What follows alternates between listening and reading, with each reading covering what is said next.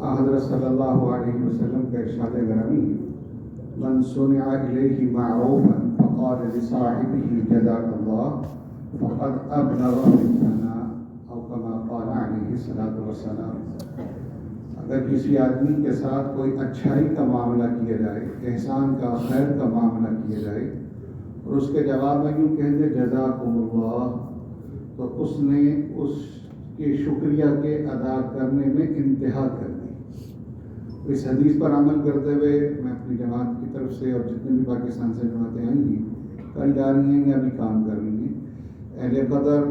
اوپر سے لے کے نیچے تک، چاہے وہ حکومتی سطح پر ہیں، یہاں پہ مرکز کی سطح پر ہیں، گشتوں کی صورت میں ہیں، یا کچھ ساتھی جیسے ہمارے ساتھ چلنے کے لیے ساتھی مستقل طے ہوئے چل رہے ہیں، اللہ تعالیٰ اب سب حضرات کو جزائے خیر نصیب فرمائے۔ دوسری درخواست یہ ہے کہ یہاں پہ جو چلنا پھرنا ہے، یہاں پہ بیانات کا موقع کم ملا ہے، اور بیانات کا موضوع بھی نہیں تھا۔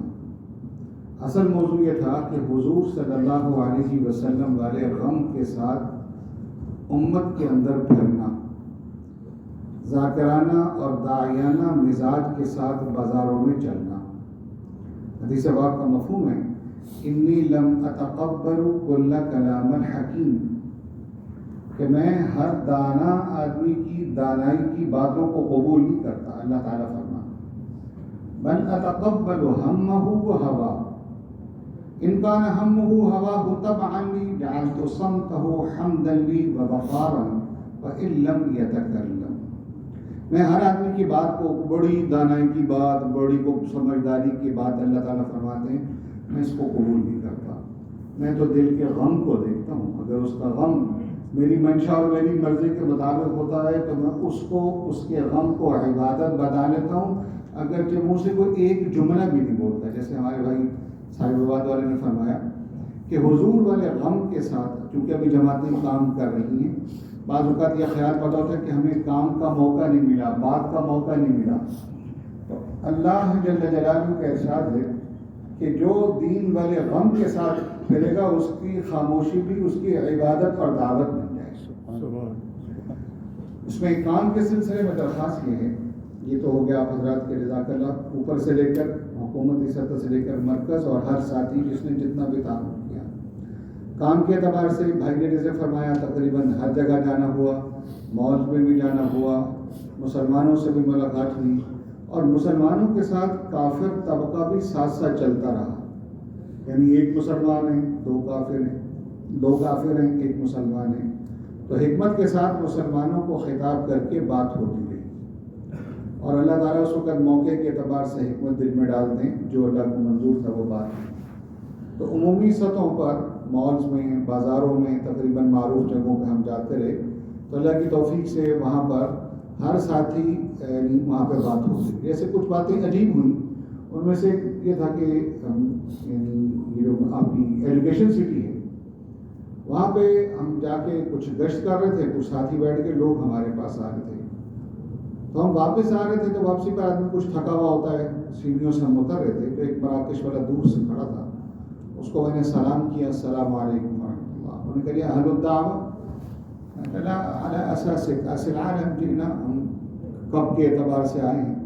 کہ نہیں انتم اہل الدعوہ، تم جماعت والے ہو۔ میں کبھی مسلمان کہیں پہ بھی ہو جماعت والا ہوتا ہے۔ اب اس کے بعد اس نے قرآنی آیات پڑھنی شروع کی، کنتم خیر امۃ اخرجت للناس وہذہ سبیلی ادعو الی اللہ۔ اب وہ دعوت دے رہا ہے کافی فاصلے پر، جیسے یہ فاصلہ ہے، اور میں اس کو سن رہا ہوں۔ اب میں چاہ رہا تھا کہ جیسے بڑوں نے فرمایا تھا کہ وہ اپنا کھل کر ہم تعارف نہ کروائیں گے، تبلیغ میں آئے ہیں۔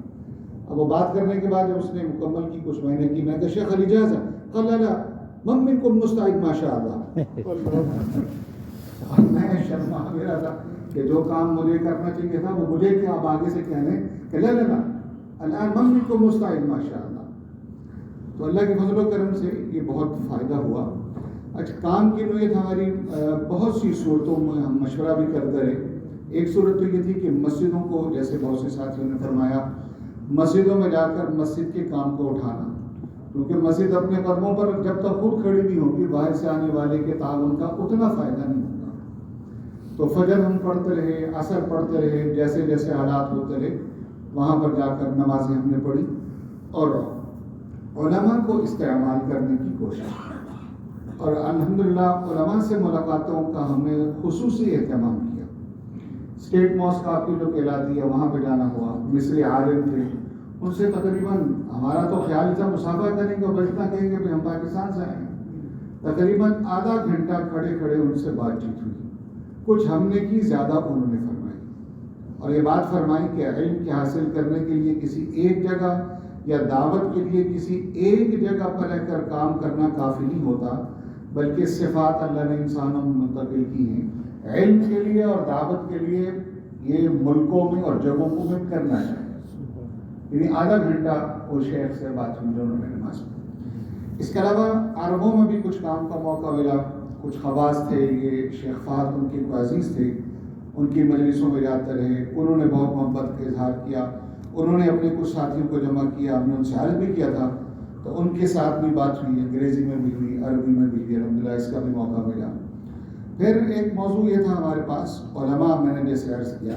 ہر نماز کے بعد یا جہاں پہ گشتوں میں گئے وہاں پہ مقامی علماء سے ہدیہ لینا، ان سے بات کرنا،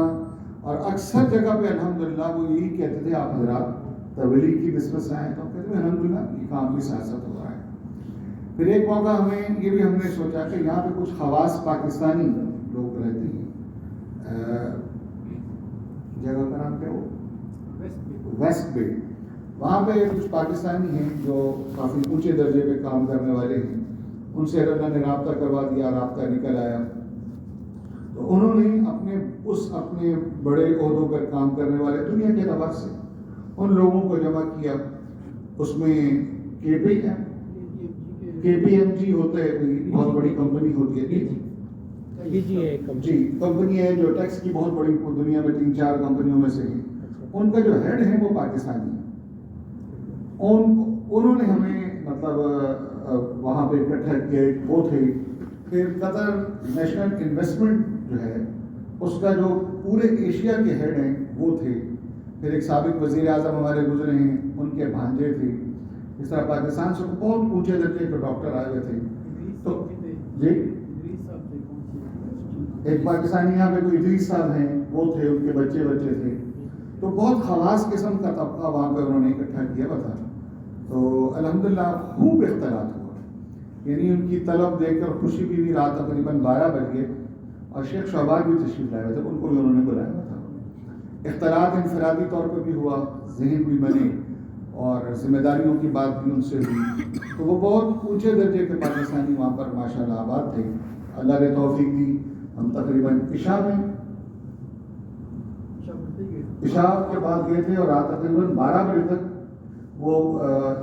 باتیں وہاں پر ہوتی رہیں۔ اس اعتبار سے پاکستانی خواص میں بھی کام کا موقع ملا، علماء جو خواص اصل ہیں ان میں بھی کام کا موقع ملا اللہ کے فضل و کرم سے، اور یہ سب اللہ کی توفیق سے ہوا۔